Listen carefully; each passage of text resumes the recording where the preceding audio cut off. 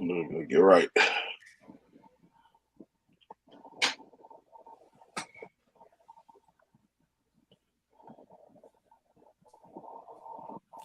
Yowie wowie. It's Wednesday, and welcome to Over the Ropes Wrestling Podcast Beyond the Ropes. This is your man, OTR Mic Drop, aka The Oracle.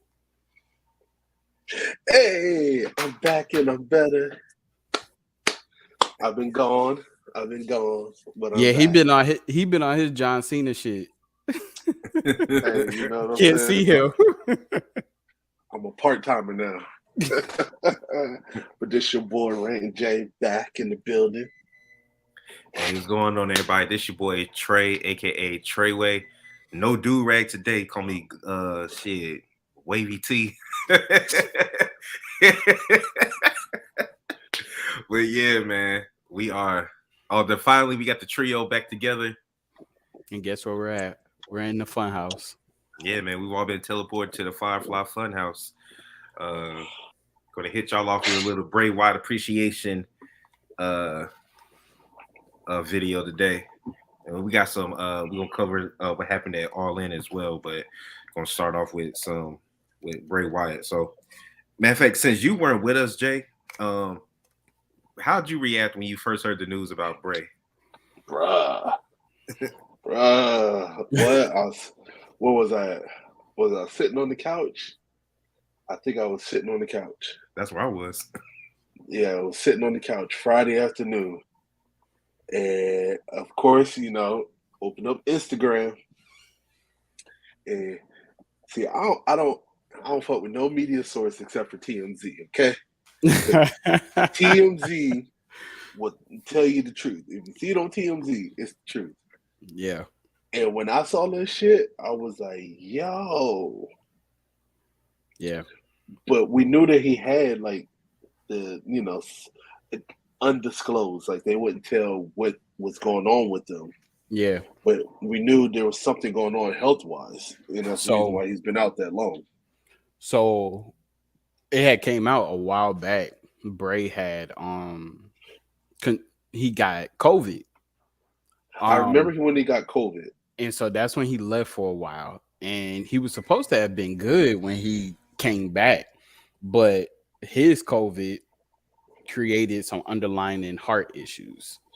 Yeah, but see, that's the part that they left out, right? Of course, they never said the entire time when he got COVID. They never said that it created heart issues. Yeah, like he had to wear a defibrillator. And the afternoon that he passed, he wasn't wearing his defibrillator. That's the crazy part. Yeah, and the crazy thing is his uncle had just went through the same thing a week before. Yeah. But his uncle was wearing the defibrillator and it brought him back. But so yeah, for those who don't know, Bray, he passed away in his sleep. He was taking a nap. He wasn't wearing a defibrillator. He had a heart attack in his sleep. His girlfriend JoJo got worried. Fiance. Yeah, same thing, whatever. But she got concerned because his alarm clock kept going off without it being shut off. So she went in there, saw he was turning blue, called for family, called 911, and once he got to the hospital, actually her mother tried to perform CPR on him. Yeah, and yeah, that's wild, man. It's just crazy. Like when you got shit like that going on with you. I mean, don't get me wrong. I'm not saying it's different than any other illness, but the heart keeps the body going. Yeah. And if doctor's telling you gotta wear that damn defibrillator 24/7, you best believe I'm gonna have all them strings and hooks strapped up and everything ready to go everywhere I go. Yeah, for real. And it's just a testament to show that you gotta follow doctor's orders, man. Yeah, you gotta do what they say because you never know. Like just a simple task of sleeping. Yeah. All right. Nothing strenuous, just sleeping. So what we're gonna do is we're just gonna do a quick Bray Wyatt appreciation.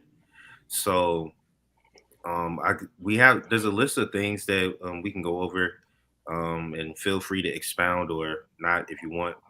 But let's take it back to the beginning.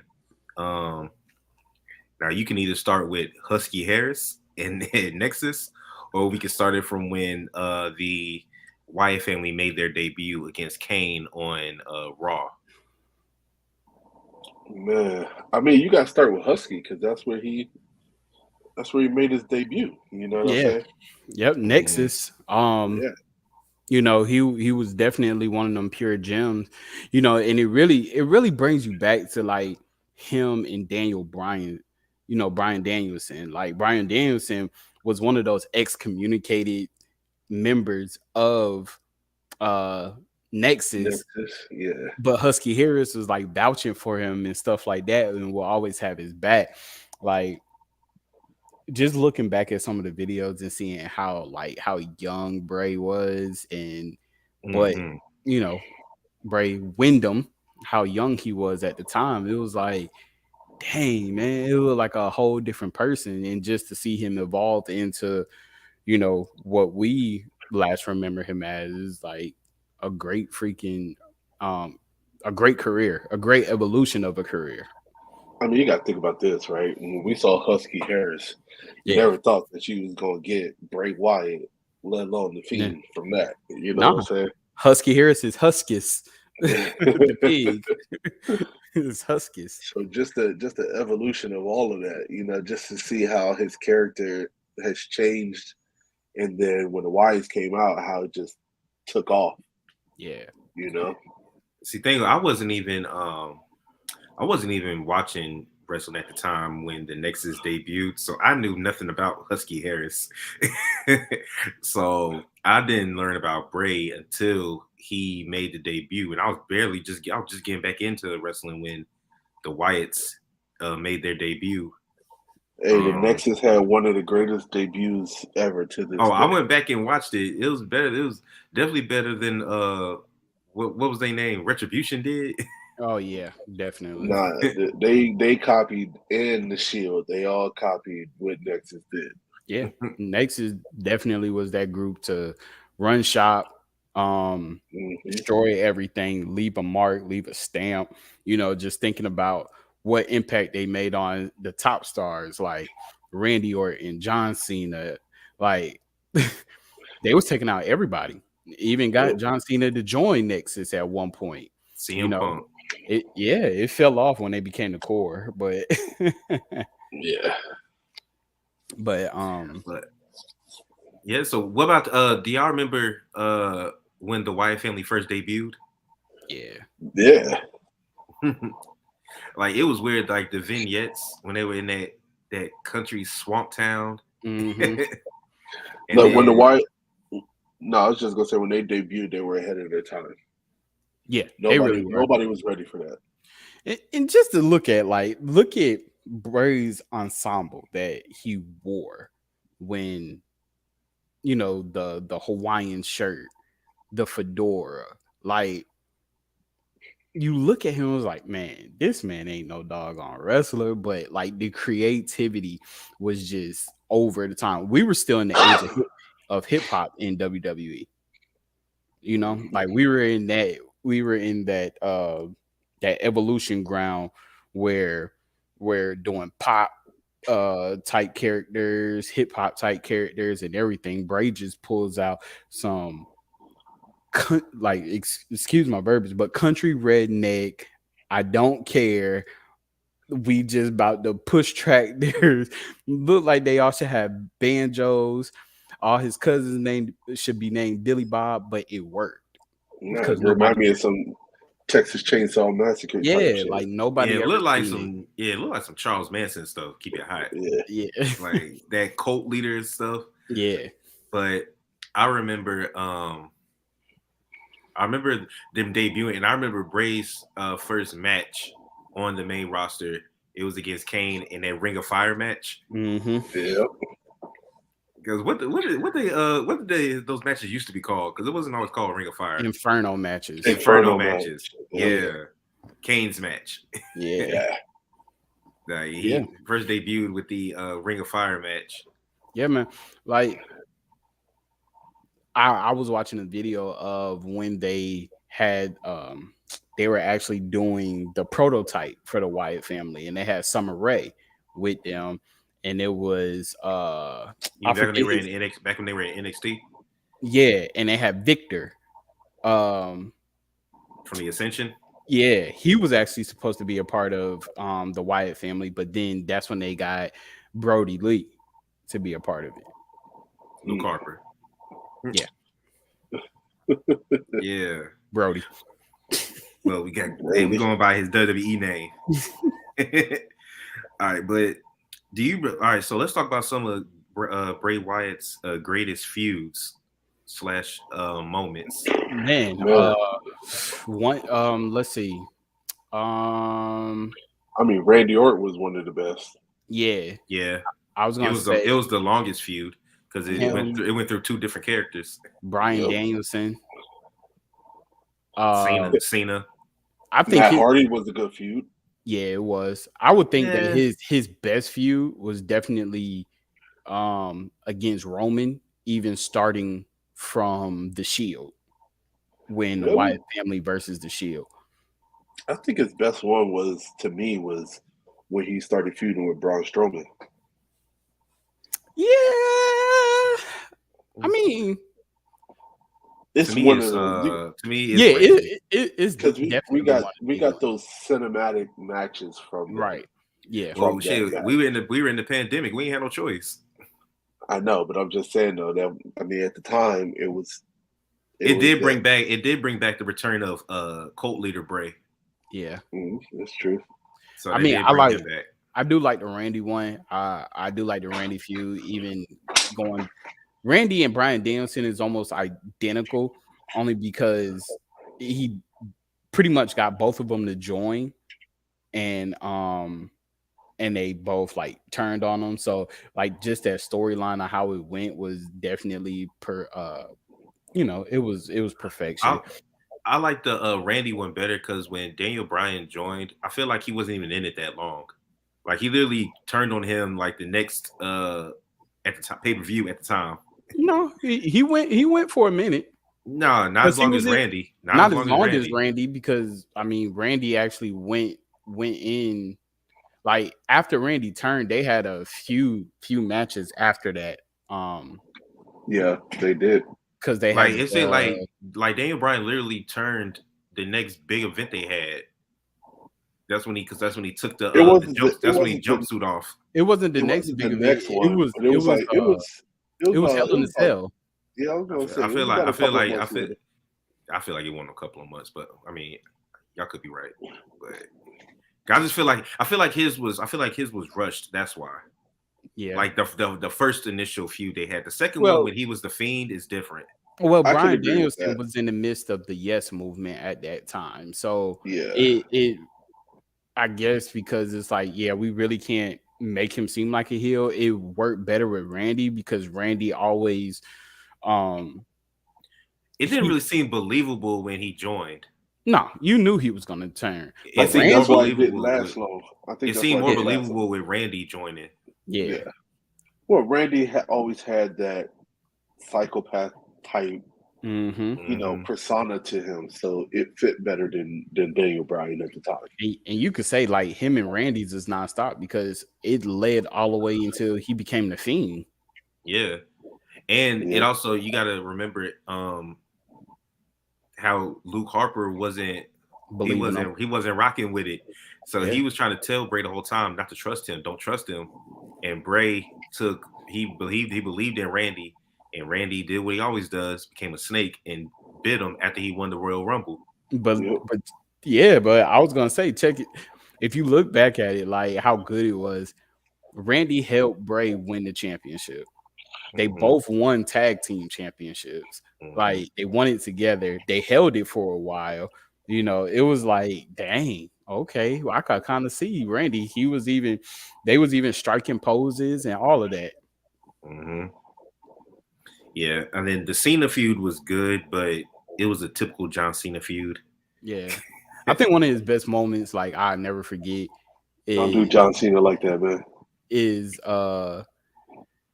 the sister Abigail pin with the point to Roman, and Roman hits that spear in the midst of the 1, 2, 3 count. Like that, you can't write that better. And that's when he was like, the big dog Roman. I could tell you one of the things that I was looking more forward to was them exploring the whole Alexa Bliss angle a little bit more before she turned on them, Yeah. I was really disappointed in that because I thought that they were going to do a lot more with it. Yeah. I think that one, they messed that one up as soon as they set the Fiend on fire. Yeah. I think around that time, like after she turned, I think that's when he really went sick. I think so. Because that was during the that was during WrestleMania. That was during the COVID era. Yeah. When she said that was right before the last time he came back. Mm-hmm. After he got set on fire, he came back one more time. And then did the WrestleMania against Randy, lost. And then he was gone after that. Yep. And I think that one of his greatest moment is, of course, when he won the championship in the Elimination Chamber. Yeah, his first championship. His first one, yeah. Mm-hmm. Because everybody had been wanting him to do it. He had left and came back, and it was the biggest moment. I remember, because who was in that chamber? Wasn't it Ambrose, AJ Styles? It was definitely stacked. I remember that. Yeah, it was a stacked chamber. Yeah, because right after that, that's when Cena came back, and they started feuding again. I don't know though, but I have to say I kind of like his Universal Championship run a little bit better. It was more memorable. His Fiend run. Yeah, because you got the Fiend, you had Funhouse Bray. Although the Funhouse part, I told y'all, it did start after a while, started to get a little okay, I'm kind of over it. But I mean, when you think about it, it did the trick. It did what it was supposed to do, you know? So how'd y'all feel when y'all first saw the Funhouse? I wasn't rocking with it when I first saw the Funhouse. I was like, what? Hold up. It threw me all the way off. Yeah, it was like on some Mr. Rogers type thing. And I was like, I never liked That's exactly what it was. That's exactly what it was. It grew on me, though. It grew on me. That Elimination Chamber, it had Baron Corbin, Dean Ambrose, John Cena, AJ Styles, Bray Wyatt, and The Miz.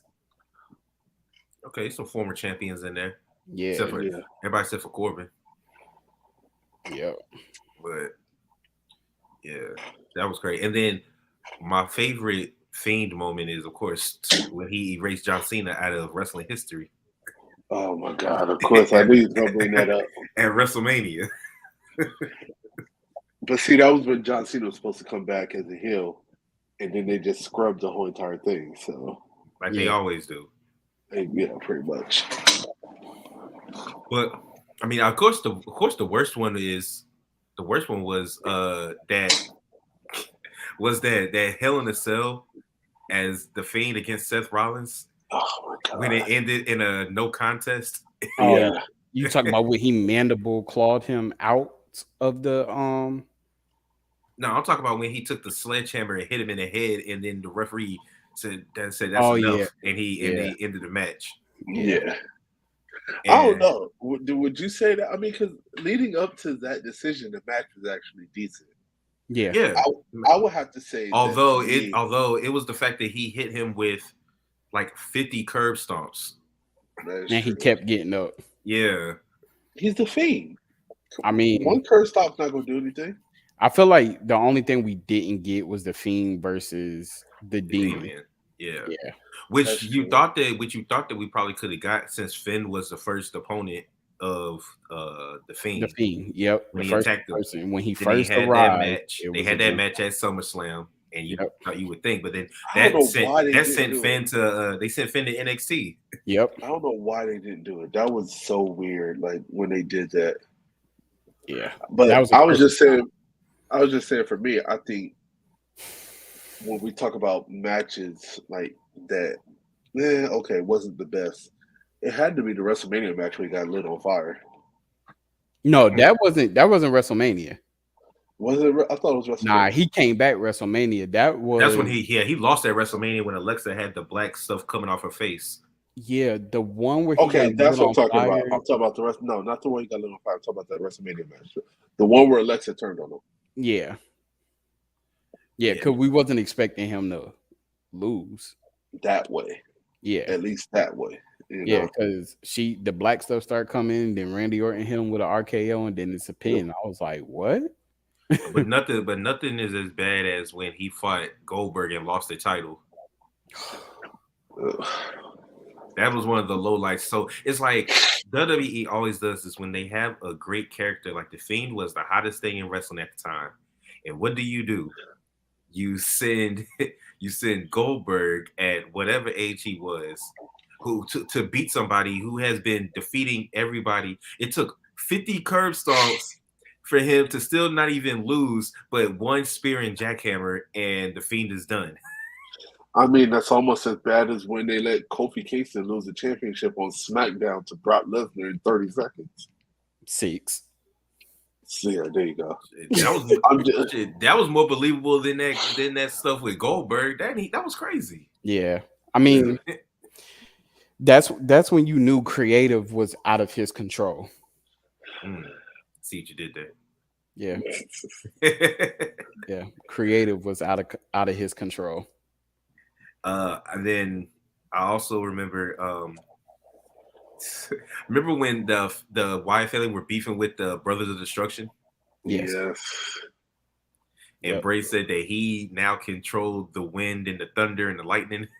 Mm-hmm. And he was going crazy. He started getting his own powers. Yep. That match against the Undertaker should have been at WrestleMania. That should have been a lot better. But I also would have liked it. See, instead of having Brock beat him, Bray Wyatt would have been the perfect person to beat the Undertaker and break the streak. Perfect. Yeah. But I don't think they knew. They didn't know what they was going to do. That was the Undertaker's decision on Brock, because Brock didn't even want to be. No, it wasn't. It wasn't the Undertaker's decision. It was Vince's decision. Well, and Vince made, because if you watch the Undertaker special, he got the call from Vince, and they weren't sure. And then the day of WrestleMania, Vince made said the we're decision. going to do it. Yeah. Yep. But the Undertaker went to Brock and was like, "This is how it's going to go," and Brock was like, "No." He was like, "Yeah, this is how it's going to go." Because there were a couple of people that were supposed to be. I know we're getting off topic real quick, but I'm just saying there was a couple of people that were supposed to be Undertaker before Brock, and they told Vince no. Yeah. Yeah, so, I feel Brock probably had enough clout back then to where if he really didn't want to do it, they probably wouldn't have done it. That's Vince's boy. So at the end of the day, he was getting whatever he wanted. It didn't matter. He still is to this day. But yeah, Bray should have been the one to beat the Undertaker because everybody kept calling him the new version of the Undertaker and all that. Even Undertaker gave him the cosign. Well, that was the whole point of him and Undertaker in the ring together. Mm-hmm. You know, when Undertaker showed up that one time, that was supposed to be like the passing of the torch for Bray Wyatt to be the new symbol of evil or whatever it is, of destruction. Yeah, new face of darkness. Yeah, face of fear, whatever. There was a lot of stuff going on. So, how would y'all rank this? Let's see. The Fiend's debut.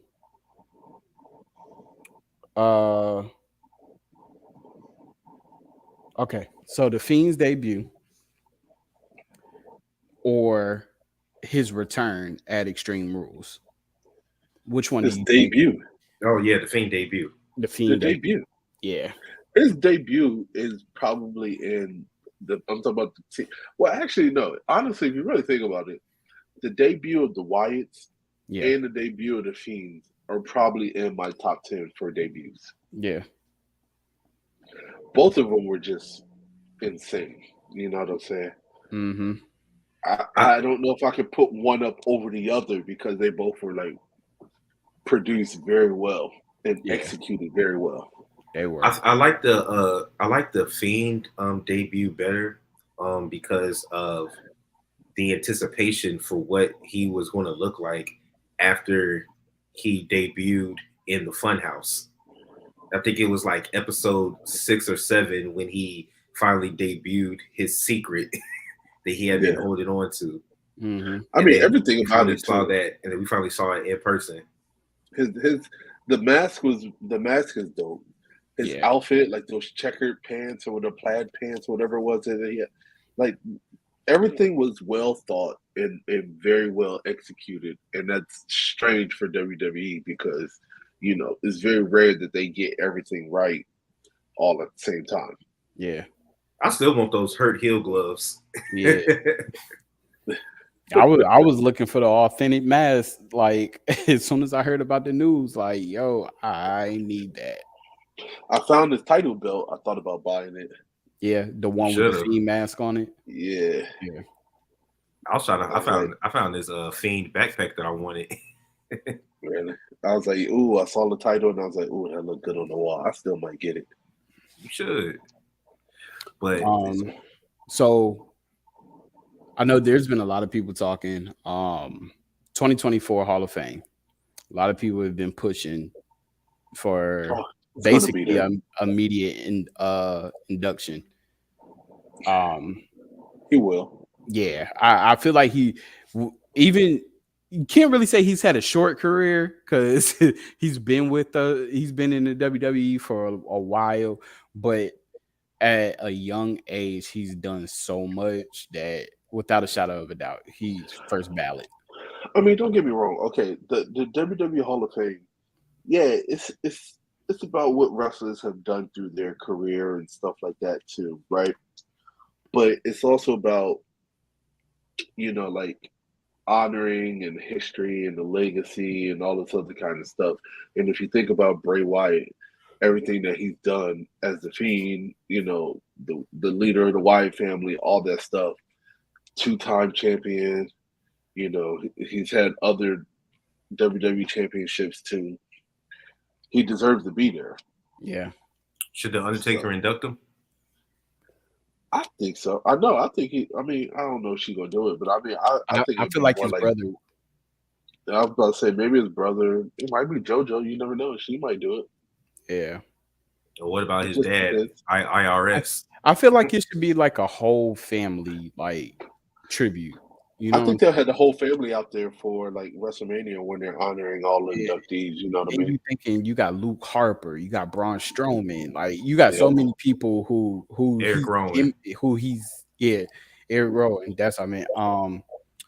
Who's impact? Yeah, I can see Randy Orton doing it too. You know? Like there's so many people. So many people. Like, man, just even Cena. Yeah. Yeah. You know. And the tribute still goes on. Like Seth Rollins doing his promo, you know, using his verbiage. He actually had LA Knight did the belt plate. The belt plates. The belt plates had the Fiend belt plates on. Like I was like, yo, you see Becky's tribute after Raw. Mm-hmm. But LA Knight's promo was the ish. Yeah. When he said a wise man once told me, "Run, the next time you see me." Run, yo, he did it perfect. I was like, yo.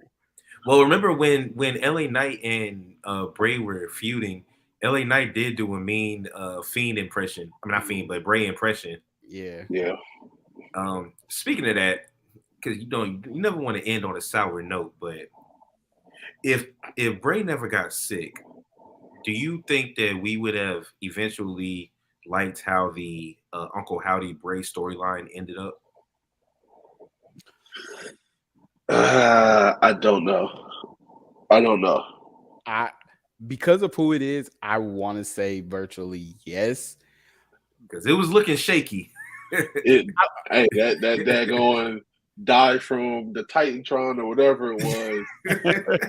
it was definitely looking a little bit shaky. So well, you know, Bo was a little rusty, man. He's been out of action for a while. You know what I really love to see them do? I know they ain't gonna do it because I know he's not no Bray Wyatt, but man, let the guy come back as a Fiend. Let Bo wrestle with the Fiend mask on. I was even gonna say let Bo create his own rendition of the Wyatt family. Nah, don't go back and redo. No, I'm not even saying redo, but like same way we've had two variations of DX. We've had two different variations of NWO. You know what I'm saying? Like, Yeah, not but those saying all those people were the okay. original members at one Well, he point. could okay. Let him. So the question was asked too: should the Uncle Howdy character remain? It doesn't work without the Fiend. You know? Well, the Fiend was dead and gone. He wasn't going to be the Fiend anymore. So they say. Yeah. Because the Fiend is a character that could have died 1,000 times and come back to life. Undertaker did it. Very true. I mean, I lost count how many times the Undertaker technically died, buried alive, set on fire, crucified. And then he'll go away for about 3-4 months, and then he'll show up again. Yes. One more last thing on Bray. This is one thing that it made me laugh when I go back and look at it. But you remember that feud that they had with the New Day when they had the Wyatt compound match, and Woods was so spooked of Bray. That had a chance to be pretty good. I mean, I actually did like the match. It was pretty decent. Yeah, I even like when they came in like when the New Day was dressed up like the Wyatt family. Mm-hmm. Like that was I think that they had such success with even though it was kind of weird to me when it first happened. You know, what was it, the Funhouse match? Yeah. Or not the Fun. What was the one he did with Randy Orton? Oh, it was like House of Horror. Yeah, House of Horror, where the match started in the house and then it cut. We got 3 matches after that, and then the match resumed in the ring with the maggots. Yep. I mean, when it cut, I was like, "What the hell is going on?" He threw a refrigerator on Randy. Yeah, but it worked though. It worked, did. you know. Yeah. So I don't think we're gonna get those cinematic type matches anymore. Nah. You know. Yeah, it depends who it is, but honestly, there's nobody right now to even think about taking that mantle.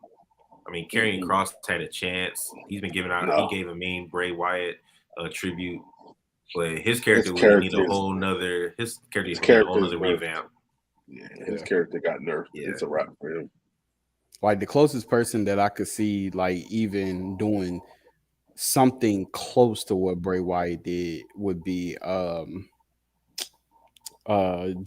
Gacy from Schism. Yeah, with Schism. Like they're pretty Wyatt-ish, family-ish. Yeah. He kind of has that look. Like I could see some potential, you know, almost like Bray has kind of start grooming him and everything, but because you know they're eventually going to have another dark character. I mean, the dark character is a part of wrestling, so eventually they're going to get another one. Yeah. It's going to be hard to top the Undertaker and the Fiend. I'm going to tell you that much. Yeah, for real. I mean, even Kane too. If you want to throw in Kane, I mean, you think about Kane, you think about the Undertaker, you think about the Fiend. Those are going to be some big shoes to fill. Mm-hmm. But all right, y'all got anything else on Bray? Oh, R.I.P. Yeah, may you rest peacefully, man. Yes, sir. Never forgotten. Now, what we're gonna do is do a transition over to what happened at AEW All In. Now, Jay, did you get a chance to catch anything of All In? Any kind of? I call all of it. All right, perfect. So personally, I put this in the group chat. My overall rating for this show was a 9 out of 10. I loved it. I thought this show was great. It's a little generous. I get it was close. It was a close 9. Guess what? That pay-per-view was better than any premium live event that I've seen this year. And just to put it on here, hey, that All In was better than you, baby. You know what? I give you that one. But I feel like they had no choice but to go all out on All In, especially in Wimbledon. I like bars. that. No, they had to pull out the stops. You know, Yeah. they had to, because the way they hyped this up and the way that they promoted it and they talked about it. Now I'm gonna let you go ahead and start, Trey, but there's some stuff that definitely I got to talk about because what's that, Rant and Jay? Yeah, I got one that I'm about to go on real quick. Well, actually, it's two, but y'all know what one of them is. Obviously, we're gonna. I'll start with my favorite wrestler in AEW, Mr. MJF, who is officially the biggest babyface in the company, especially after the main event. It doesn't look right on him. Him as the babyface does not fit. It works. It works, bro. It works. I've been waiting for you to come back. I've been trying to tell you that it was going to work as MJF. You can't say, "Oh, MJF can't be a face." Man, look at him. I don't like him as a face. The ring work, the ring psychology. Like, look at that, man. The kangaroo kick.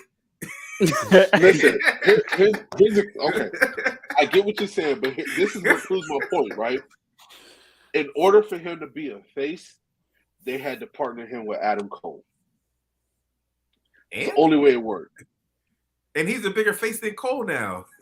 Him as a face by himself would not work. That's all I'm going to say.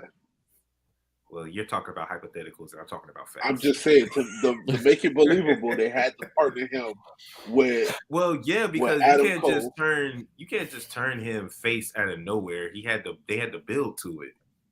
See, outside of the bloodline, the Adam Cole MJF story is the best storyline in wrestling. Just based off of where they started, from the first promo they had to the first match, to them being forced to tag together, going through all of the stuff, winning the Ring of Honor tag championships to that main event. I get what you're saying. I feel what you're putting down. I'm just saying, you know. But yeah, so that was. I knew you was gonna say it. I was like, shit, Trey, and this damn babyface bullshit. Hey man, they did it, not me. You know what made him really a full out babyface? You wanna know what moment it was? It was when he threw the title at Adam Cole and turned around and told him to hit him with the title. Yep. And I sat there and I was like, God damn it, I hate it because I'm gonna have to tell him he's right.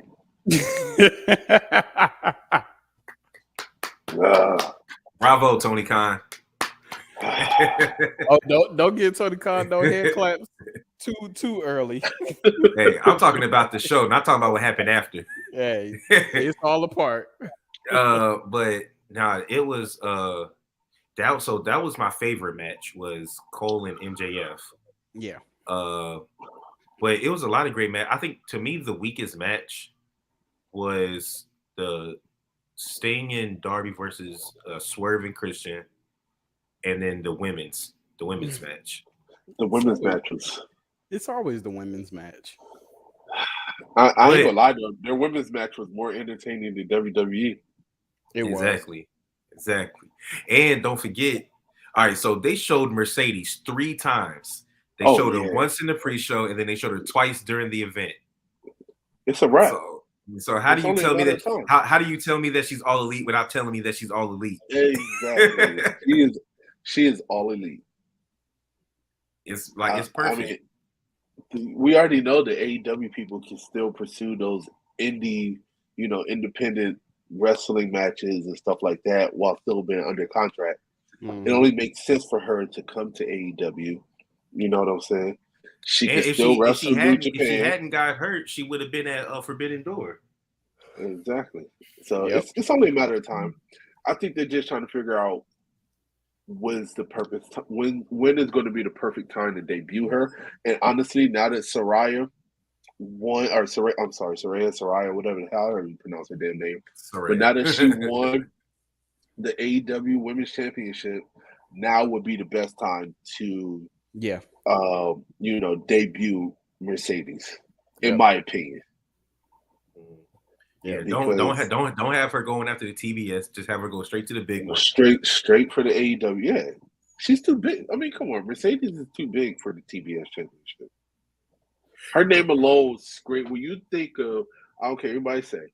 I know her name is Mercedes, but when you think of Sasha Banks, when you think of Mercedes, you think of Sasha Banks. You think of her title reigns in WWE, and then you think of Money. what she did in New Japan. You know, she's championship caliber, no matter what. Yes, that is And the big fact buck that they Banks. kept turning the camera on her during the match just shows that AEW wants her in that title picture. Hey, Bo, if that ain't a nut kick, that's a nut kick for your ass right there. Exactly. That's how you spill the beans without spilling the beans. There you go. Yeah, but I like that. I was the event was going on so long. I had to do my exercise, so I went out for a walk, and I was listening to the Ospreay versus Jericho match. But I went back and watched it, and that match was better than I thought it was going to be. The storytelling with that was good too. And I'm glad that Ospreay won. I'm glad they didn't have Jericho win. I'm glad too. Ospreay needed that. They needed to put him over. I just wanted to tell you, I told you Saraya was gonna win that title. You did. I said she was gonna win. Oh no, I knew she was gonna win. We did our predictions. When we did our predictions, I said that she was gonna win. I knew she was gonna win it. I knew it was. I was pretty much right on almost all of them. Listen, I could have did without Chris Jericho singing to the ring. That's all I'm gonna say. All right. Oh no. We needed that. No, we didn't. We needed that. Man, you gonna stop disrespecting these legends, man. You gonna start disrespecting these legends, man. That man want to sing his theme song. He gonna sing his damn theme song. No, you should have focused on wrestling, and maybe he would have won. I become, man. Oh, God. I would have liked to get Painmaker, but I understand. But let's talk about my man, 50 grand, that is now 108 years old, but still winning championships. We talking about Billy Gunn, boy. Oh, badass. Badass. Oh, yeah, badass. No more daddy ass. It's badass. Billy Gunn in the game. I was right on that, too. Still winning championships, boy. No, the shit that got me is when Anthony Bowen said, "We promised y'all the biggest scissor party." Hey, I'm with it, dude. I don't care what everybody say. Hell, pause. What the fuck? They're my boys, man. And when they won that trio champion, I was like, okay. Bro, you knew House of Black was going to lose when they came out in all white. Oh, yeah, I knew it. Yeah. I knew it. But it's so funny, though, because y'all remember when WWE did the anniversary and they had DX and they did their intro and they were throwing shots at Billy Gunn? Yep.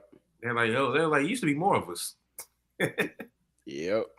That's all I gotta say right there. That's what he did to me. It was now. Like, wasn't it someone who always liked to show his ass? And... Yep. Hey, for a minute there, I really thought that this was gonna be his last match. Yeah. Like the way the storyline has been going. The one match where they lost and then he put his boots down in the ring. And his sons really had to reel him back in and everything like that. Hey, listen, I really thought like, okay, there's a good chance that House of Black might actually win this. And I was really thinking like, okay, this probably could be the last match for Billy Gunn. But when they won it, I was like, hey, we in there now. That's what I'm talking about. That's great for him. You know what I'm saying? He's doing something that dudes his age really shouldn't be doing. Like he's in good shape, good physique. Nobody's age is winning championships though. Nah. All they're using them for is to help get over other talent. And don't get me wrong, that's what he's doing technically. But he's doing it as a champion though. You know what I'm saying? Like, hey, he competes all the time. It's not for Billy a good pop. Billy Gunn got to go in the Hall of Fame. Yeah. One of the best tag team players out there of all time. Oh yeah, definitely. And then, how do I feel about the Stampede match? I'm about done with Moxley loves that spot where they stick the skewers in his head. Okay, y'all ready? Oh, this is another rant. Oh, this is where the first one was coming in. Okay. Oh, okay. Oh, okay. I'm over it. I'm over Moxley. I'm over all this shit. All right. Every goddamn match he does, he has to bleed. Right. I said it. He was bleeding 3 minutes. He was bleeding 3 minutes into this one. That's what I'm saying. And I swear to God, I please, nobody, internet, do not take this wrong. Okay, I'm telling you, it is not coming from a vicious place or anything like that, right? But I swear to God, this guy went to rehab, got clean, and I feel like his ass getting cut in the ring and bleeding is his escape because this is fucking. Listen. Oh, see, I was gonna cut this video up and put this out, but shit. I don't care, man. This is fucking wild. Listen, there comes a time when there's too much, right? There are something. There are some things that are just too much, right? We all want the old school attitude era back, where people getting smashed in the face with barbed wire, but at the point where you take a freaking, I don't know what the hell that shit was that they took and hammered that shit into his head. The skewers, the shish kebab skewers. Yeah. And what was it? It was like at one point it was like 6 or 7 of them, and he freaking hammered those into the top of his head. Like, come on, man. Like, if this is what you got to do to get an entertaining match, it's time for you to hang it up. And at this point now, I'm over it. And I like Moxley, but hold on. No, that's why. Look. Okay, I like Moxley. All right, I'm a fan of Moxley, but we're gonna take this title and we're gonna hang it up with him. All right, this shit going on the shelf where he need to be. All right. Yo, I'm just saving that one for y'all. Be in tears over here. I told y'all I had one for y'all. I think this gonna be one of our biggest clips. Definitely. I'm cutting this up tomorrow. Hey, go right ahead. But you're right. Yeah, I mean, you're right. It was never going to work in WWE because all he wanted to do is hardcore matches. Yeah, for real. I swear to God, they need to bring ECW back. There'll be nobody that could beat him for the ECW championship. They should have had instead of 24/7, they should have brought the hardcore title back when he was there. Like, just let him have that. They might as well AEW might as well buy out GCW and just let him compete there. But you gotta think about it, because RIP to Terry Funk, because he passed away this week also.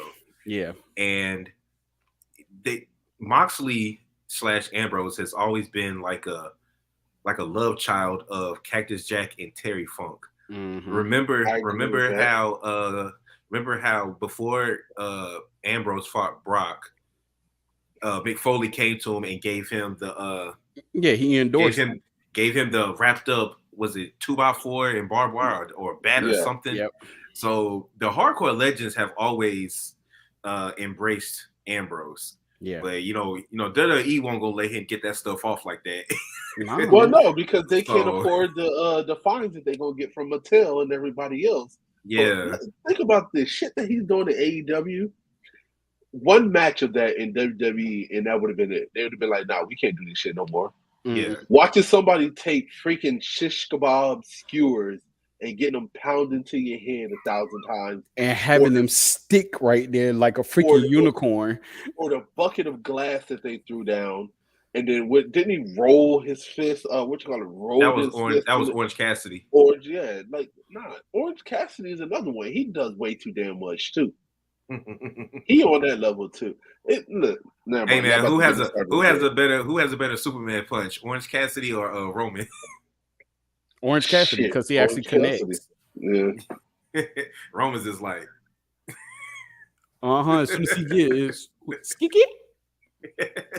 Yeah, I'm gonna have to say for the whole entire pay-per-view, that was my least favorite match. I actually enjoyed the women's match more.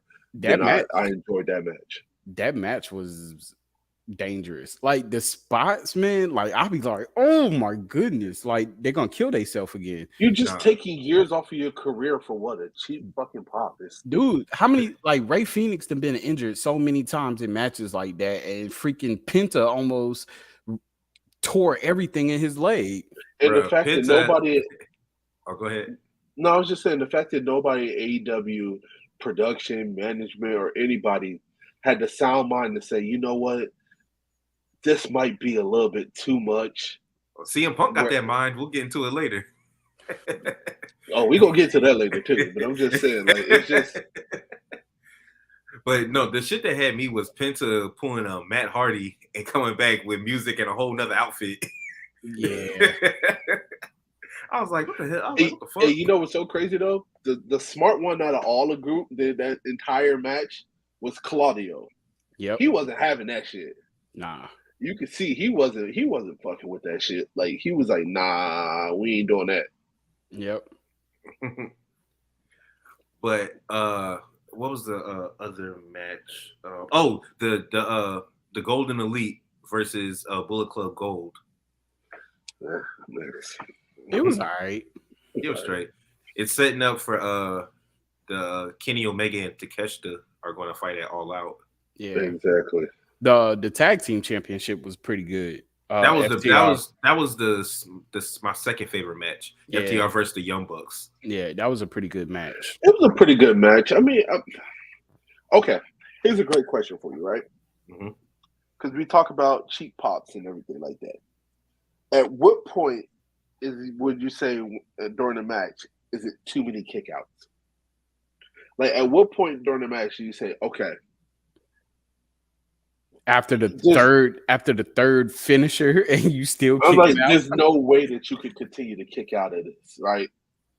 I kind of feel like that match was a little bit drawn out, a little bit longer than what it should have been. You know what I'm saying? You know, if you know anything, but if you know anything about the Young Bucks, that's how their matches go. They'll get hit with 1,000 finishers, and then they always end up kicking out. It always seems to be in the biggest moments too. It's no point of calling it a finisher if it doesn't finish. if you have to hit it 6-7 times, like the only person that you should be hitting a finisher on more than one time is like a Brock Lesnar or like a Braun Strowman. You know what I mean? Like a big man. Like, you know what I'm saying? Like the Big Show back when he was in his prime. I can see somebody hitting the Big Show with a finisher 3-4 times to finally end that match. You know what I'm saying? I like it more. I do like it more when it's drawn out and maybe you kick out of maybe one, maybe two finishers. Maybe one, maybe two. Depending on how long the match is and where those finishers take place. Okay, if you kick out of your like how the Young Bucks did when they stole the Shatter Machine from FTR and they used that against them, I could see FTR kicking out of that. Like, you don't kick out your own finisher. Yeah, your own finisher. Yeah, you kick out of that. That makes sense. Yeah, I'm cool with breakouts. Like, you break up the pin after a finisher. I'm cool with that. Like, you know, I'm cool. So what I was not cool is the fact that the Young Bucks had to pull up his arm because the breakup almost didn't make it. Did y'all catch that? Yeah, I think I caught that. So I don't know. At the end of the day, I think it was Matt Jackson. He was pinning, and one of the members of FTR wasn't there in time, so he lifted his arm up. And then when they cut to the camera view, you seen it was like, did he just lift his arm up? And you know, Taz gonna call it how he sees it. He was like, did he just lift his arm up? He was like, no, I think it was a breakup. And then the camera panned, then they show both members of FTR in there. I'm like, Taz was like, no, I think he lifted his arm up. He must want to, you know, give him a more beat down or something. And I was just like, ooh, see, it's just, that's when you know the match is going too long, because then you get botches like that. Yeah. And then, well, let's talk about the women's match. So is this the end of the Outcast? Oh, yeah. Yeah. Yeah. Saraya sprayed her with the. I mean, the moment with we the knew paint. we knew that once she got the belt, it was going to be no more Outcast. And then Ruby came down and Tony hit her by accident. Yeah. She hit a lot of people by accident in that match. I just need to figure out what they're doing with Jade. Okay. Jade she's coming back. She's coming back because at first it was rumors that she would, but now they're saying that she is going to come back. Yeah, she's on business ventures. She took her husband owns a professional women's fast pitch baseball team, and they just won the championship. So that's what they were doing while she was on leave. Okay. Yeah. And then Statlander and Ruby are supposed to fight for the TBS championship. Athena is still doing her thing as ROH women's champion. What's her name? Willow Nightingale got that belt from Mercedes. Yeah. So let's go ahead and get to the nitty-gritty before Jay has to exit, because I know it's about that time. So I'm gonna get this last rant out of him. Well, then if that's the case, talk about the match that preceded that. Jack Perry versus Hook. That was the reason why that's a big deal, is because Jack Perry slapped the windshield of the car and said, "Real glass, cry me a river." Yeah. In reference to CM Punk telling him he can't use real glass in his match on Collision. If he want to, take that shit back to Wednesdays. So they say that was Jack Perry's receipt, was saying real glass, cry me a river. Punk didn't like that because Punk and Joe opened up All In, and apparently Punk and Perry got into it. So Punk and Joe, right? That was a good match. Opened up the show strong. Yeah. Punk is like maybe a step and a half behind Moxley with this bleeding stuff. So yeah, I was like, okay, here we go. Blood. Yeah, he was bleeding early too. No, his is a little bit more. His a little bit more realistic for a wrestling match. Who, Punk? CM Punk. Yeah. Man, you could tell he bladed himself because he got thrown underneath the table. No, I know that. I'm just saying though, like when I think about how it happens, his is more realistic. His looks like it would happen in a match. Well, exactly. They try to make Moxley's look like that because he never lets his wounds heal. So it's just wounds keep getting reopened. I get what you're saying. Yeah. But Punk. And so they are both suspended, if I'm not mistaken, right? Bro, I swear to God, if they bring back CM Punk, I'm never watching AEW ever again. Well, you better get ready to stop watching. I'm telling you right now, I'm over it. Like, it's done and over with. You would think that Punk would be smart enough to just say, hey, guess what? I just got back from suspension. Let me just go ahead, whatever, you got it, and just turn around and walk away. Punk got to show he know Punk. See, this is the thing too. See, this is the thing too. So Tony Khan gave him part creative control for Collision.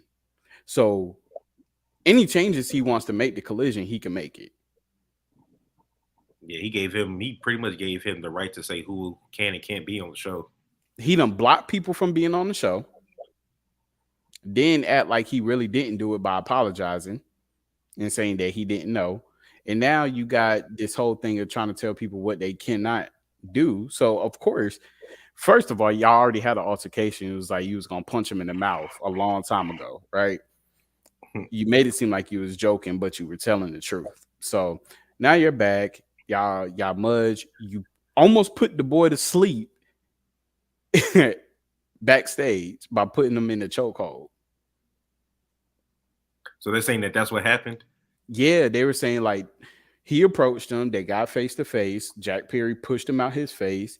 Jack Perry did try to throw a punch, but CM Punk put him in the chokehold. They almost put him to sleep. Okay, I thought they said Punk threw the first punch. Yeah, Punk didn't throw the first. He threw the first punch. I blame Tony Khan because Tony Khan created this monster. Yep. And at this point, he's feeding the monster. The monster was already created. He's already on the teeter tot level of dumbass. And And basically, you can't get mad and say, "Hey, we're gonna suspend you," when you let this guy run rampant and do and say whatever the hell it is that he wants to do. Right. I mean, Tony Khan, we know you're not Vince McMahon where you get a belt thrown at you and you call the like you asshole. Yeah. You know, like you don't have that relationship that Vince McMahon had with Brock Lesnar the same way that you have with CM Punk. But at this time, CM Punk is so goddamn toxic. Like, it's just Bro, ridiculous, we've man. said it. Like, come on, your whole thing for Collision was to keep him off Wednesdays. What does he do? He shows up on Wednesdays and he starts stirring the pot. Like, he's a pot stirrer. Like, But I'll tell you what, though, if y'all go back here, look at some what was it, the previous episode before he debuted, I called this. Yep. I didn't think it was gonna happen this goddamn fast, but I called this. No, I told y'all that he needs to stick to heels. Yep, he needs to stick to heels. Well, apparently, you saw the report that Punk got into it with Tony Khan and he threatened to quit. Yep. Ooh, big deal. Quit. Quit. I hope he quits. I'm overseeing Punk. I mean, he is the biggest moneymaker in the company. It's not worth it whenever you got somebody that's on his level. Man, I've seen so many people flicking him off at in London from the crowd when he was. He's damn near got booed everywhere he's gone except for Chicago. Exactly. You could use that kind of heat. I mean, don't get me wrong. At the end of the day, bad press is good press, but still, like, yeah.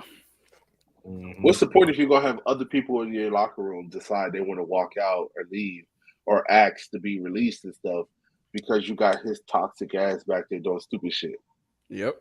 And then they said that Punk was tight because AEW didn't set up any transportation for him in London, and he had to take the train like a bloke. And Tony Khan is such a freaking fanboy.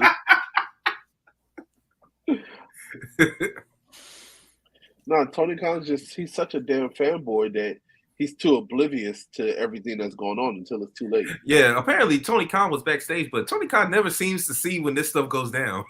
Never. Like I said, he just always seems to be looking the other way. Counting his Benjamins. That's all he doing.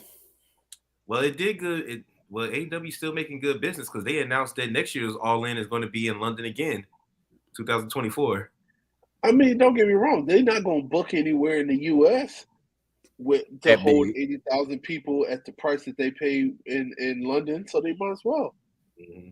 But see, because I'm waiting on them. See that belt over the shoulder of JD? I'm waiting on them to start selling that real world championship with the X. You know they're going to sell it. That's like the new NWO big gold belt. And I would get it. I would get that version of it. Like I told Trey, if you listen to the previous one, I'm so sick of the same CM Punk storytelling, the same CM Punk title story where I've never been pinned. I didn't lose it. It's mine. I'm the real champion. I was like, damn, didn't we hear this before? Wasn't it against You Can't See Me that you pulled the same thing where you left, but then you came back and you're the champion, but they vacated your title because you walked out, so they crowned a new champion? Well, this time you just got suspended, hurt, never got pinned. They vacated your title. The title was won, and now you coming back. I'm the real champion.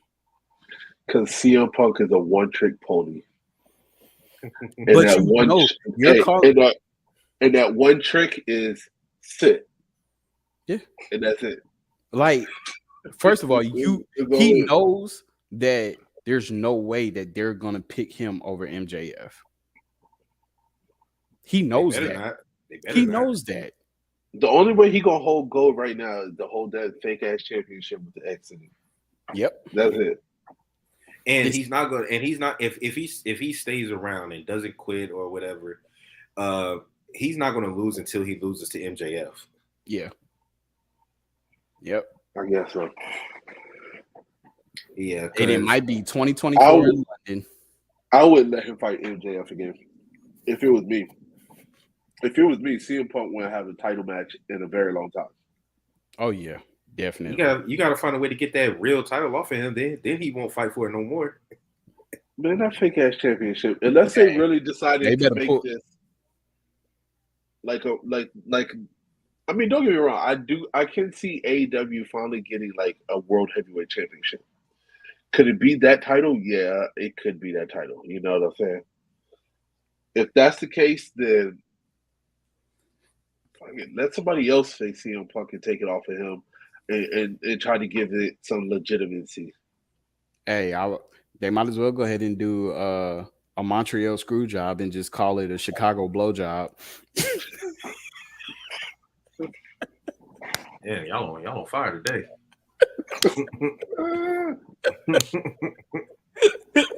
At this point, just let him have a match with Moxley and see who bleeds the most is the winner.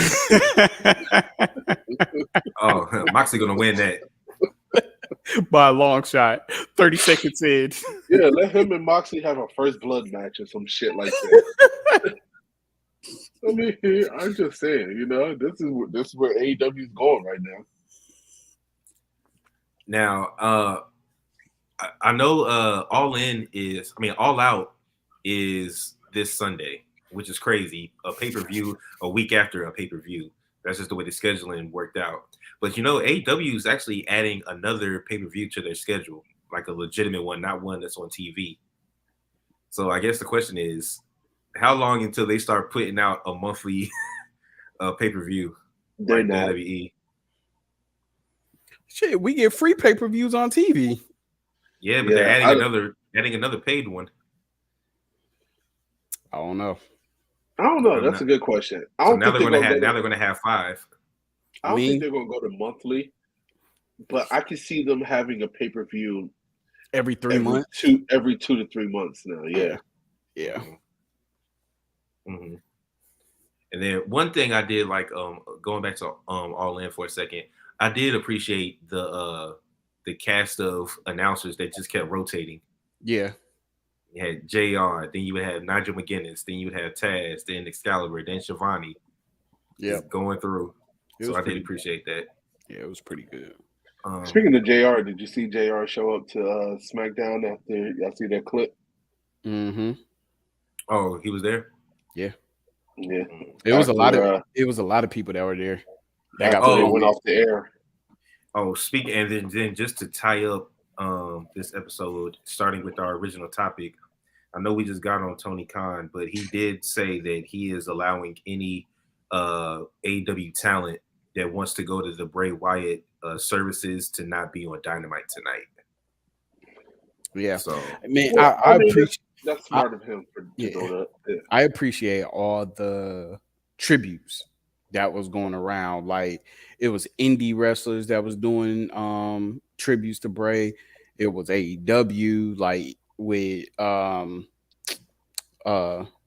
House of Black, their entrance. I mean, it just goes to show the effect that he's had on the wrestling community. Hey, man, for a while, we thought Bray was going to AEW. You remember? So when he was incognito. So, yeah. Well, yeah, man. Well, did y'all have anything else? No. All right. So, everybody, we will be coming back to y'all with the prediction episode for All Out and Payback. So, get ready to check that out as well. But yeah, same as always, follow us, subscribe to us, tell your friends, hit us up if you want to do any collaborations with us. We're open. You can hit up. You can hit us in the OTR DM. You can hit my personal Instagram. Just let us know. Just let us know. I wanna know. All right, y'all. Oh yeah, we got to say our names. Yeah. As if they didn't already know. I'm the O, the T, the R, the mic, the drop. Oh, you're not gonna I'm Jay. Okay. Jay. And I'm back. And this is Trey, aka Treyway. Peace, y'all. Peace.